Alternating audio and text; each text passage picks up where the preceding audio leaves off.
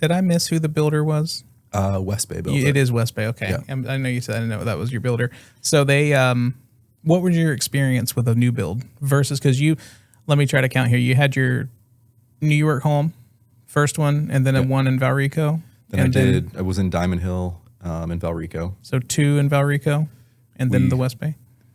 So we did the one in New York, one in Diamond Hill, the one in Citruswood across from Valrico Elementary. We sold that one, and then we went to West Bay, which is down off of Durant. So you've got 3 resales, right? This is your first new build. Yep. What's your experience as a buyer, not a realtor, but as a buyer on a new construction versus a resale? As a buyer walking through a home that's already established and you've already had, one or multiple families live in it previously, is you start to see everything that you want to change and you're excited, but it also becomes overwhelming because you see all the work that you want to do when you first move in. I think when you're at a new build stage, it's convenient because you're picking out all of the stuff that you want yourself. But you are paying a premium for that. Like there is, when you actually see what's included on a new build, and I don't care what builder you're using. Yeah.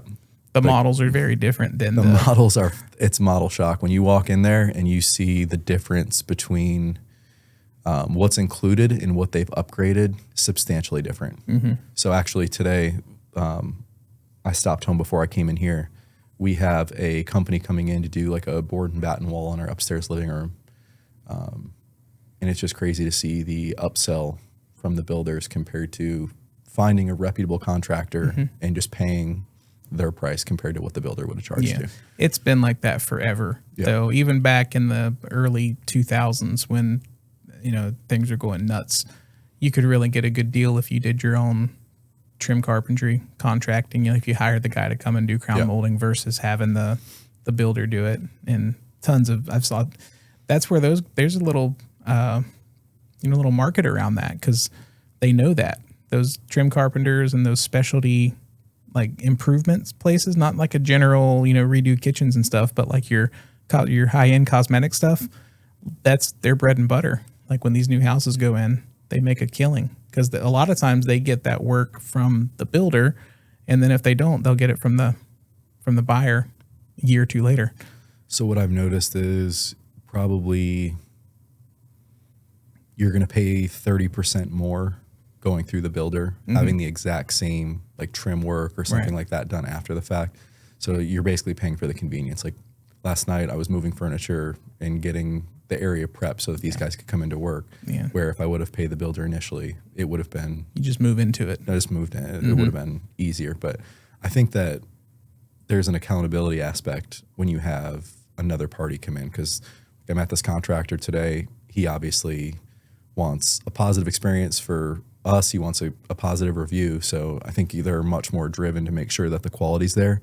And plus, we're going to be there to inspect it at the end of the day before he gets payment. Right. Whereas with a builder, you're like 3 times removed from the person doing the work. There's zero accountability going back to those contractors. So I think that they're less likely to rush and things tend to look a little bit better. Right. What was your experience? I've always heard good things about West Bay in general. When buying the new house, did you have a lot of stuff that they had to come back and fix and things that you weren't happy with, or what do you think about that? I would say that I wouldn't say it was an excessive amount of stuff that they've came back. I'm still within the first year, so they've been out a handful of times. I'm sure they're going to have to come out a couple more times just for certain things that we just didn't anticipate, like wear and tear or breaking. But I wouldn't say it was excessive. I think that there was some things that I was frustrated with during the process from a quality standpoint. I don't know if that was due to the pure volume of, homes that they were building at the time, and they're just trying to, move through them pretty quickly. It just makes it tough when you sign a contract. You're basically saying that you're not allowed in the home, and you have, I want to say like 7 or 8 appointments where you're permitted to be on the grounds, and you have to be with obviously a representative from the company. Right. So you're not able to get in there as much as you would like to actually hold some of the quality stuff accountable. Mm-hmm. So that's what I think was the most frustrating, because I remember as a kid when my parents were building, we would walk through these homes once a day. I was just thinking that because my dad built a house 1992, maybe somewhere in there, and it was like a, you know, not a mansion or anything. It was a normal 1700 square foot house, brand new. And yeah, we were in there every day. I've got a little wood block that we kept from it as my house, and you can go see all the studs, all the electrical work, all the wiring. I've known a lot of people that went and wired their house themselves for surround sound or Cat 5 or whatever, internet connectivity, just to save money. You know, go if all the walls and ceilings are open, then, you know, bring in some spools of cable and some ladders and go to work. And it was the same experience. I think, you know, for them, they could have pretty much done whatever they wanted. But with most of the builders down here, it's, you know, insurance liability and having people in there. And I mean, let's be honest, they probably don't want you seeing every aspect of the build I mean, process. I get it, because I'm sure that there's so many headaches that they can prevent, because you never know who is going to be in there doing what. Correct. And what are they making an issue of if it's not an issue? No, most people don't see inside their walls ever, right? I mean, most of you live in a house for 20 years, you might never have seen what's on the other side of that drywall. So you don't really know what you're looking at. So that I can see that being a huge frustration point for them. 100%. Constantly fighting people over that. I know that builders, I've always been a little apprehensive to build new, just because I'm a big fan of mature neighborhoods and ones that have kind of grown and settled into their own, and you kind of know which direction they've taken. You know, I've seen some neighborhoods that get built up quick, or maybe it's the market, maybe it's location, who knows what it is, but they just kind of look like they've gone downhill quickly. And if you're one of the first ones in there, then everybody around you is kind of they're like your equity, right? Because Correct. it's up to them to keep everything up and moving. And I feel like that's such a risk to drop into a place and hope that it maintains and stays. I don't know if it's like that as much now as it was like back when, like in the early 2000s, but No, it's 100% an issue. yeah, So still a concern, right? still a concern. Yeah, we're probably at 90% of the neighborhoods moved in. I set up 35 homes. And I would say like a good 7-8 families in there are concerned, because they'll see like blatant disregard for some of the rules that the HOA has put in place.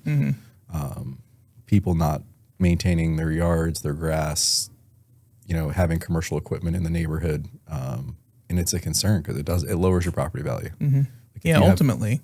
I mean, our neighborhood that we left in Citruswood, it just had a good feel when you drove through. That's a very nice neighborhood. And what are those houses? 90s?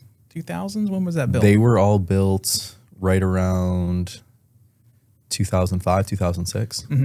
Yeah.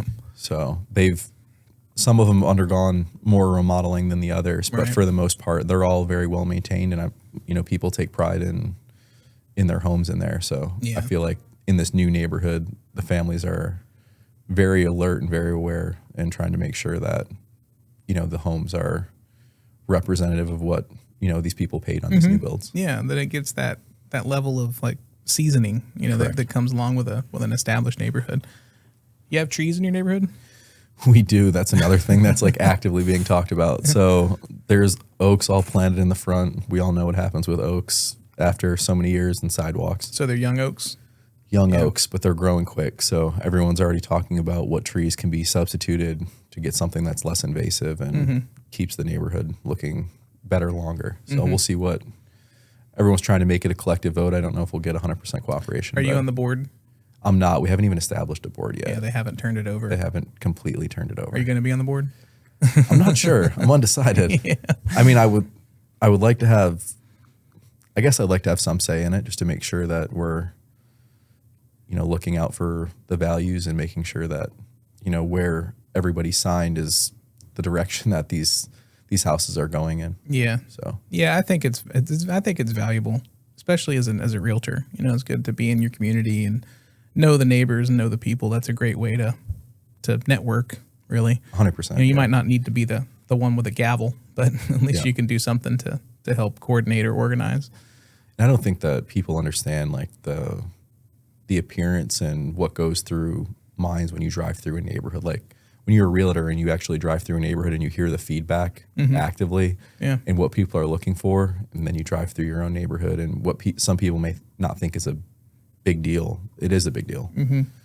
I see both sides of it. You know, who are you to tell me I can't park my electrician van in the driveway? Correct. You know, this is my house. I paid God knows how much, $600,000 for this house. I'm going to park my means of income in my driveway. You tough luck, right?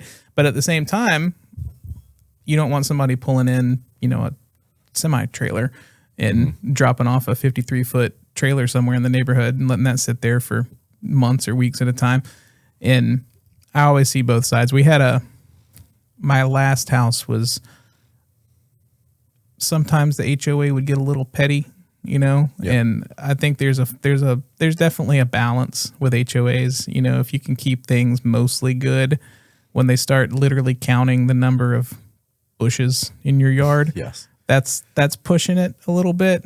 And but I like it when they keep up with paint jobs and they keep up with disgusting driveways. Like, you know, clean it up. Let's make it look good. We're all here. We all pitched in and we want to make it look nice. That's the reason that you signed up for an HOA ultimately, because you could have went and picked another city with, you know, an acre and a half and no management and done whatever you wanted out there, but you chose to go into an HOA where there's an expectation of appearance. Yeah, and at the end of the day, it benefits everybody. You know, the ones I see people's points. You know, I've been on both sides of it. I think the biggest little complaint that I had, or that they had against me, was they could see our trash cans. And that was a big no-no for them. And this neighborhood wasn't like a neighborhood like Celebration in Orlando, Kissimmee. You know, everything is prim and proper and like looks like Disney. This neighborhood wasn't like that. We're talking about Walden Lake in Plant City. Yeah. And it was just, our trash cans were on the side of the house, around the side, like halfway down the house before you got to the fence in the backyard. And technically, you're supposed to have them obscured by bushes. So we had to plant a hedge and make a little nook for our trash cans to go in. Yeah. And we'd get pictures. I guess some lady on the HOA would either drive around or walk around and just snap pictures all the time. And all the neighbors had their own picture of either a dead bush or a trash can that's visible or something. So... But it was a mature neighborhood. Those houses were built in like 99.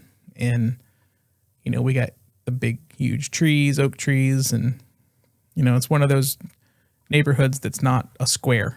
You know, it's got winding roads through it and cul-de-sacs. And, you know, everything's laid out with pie-shaped lots and things like that. So it's not one of these super HOAs on steroids.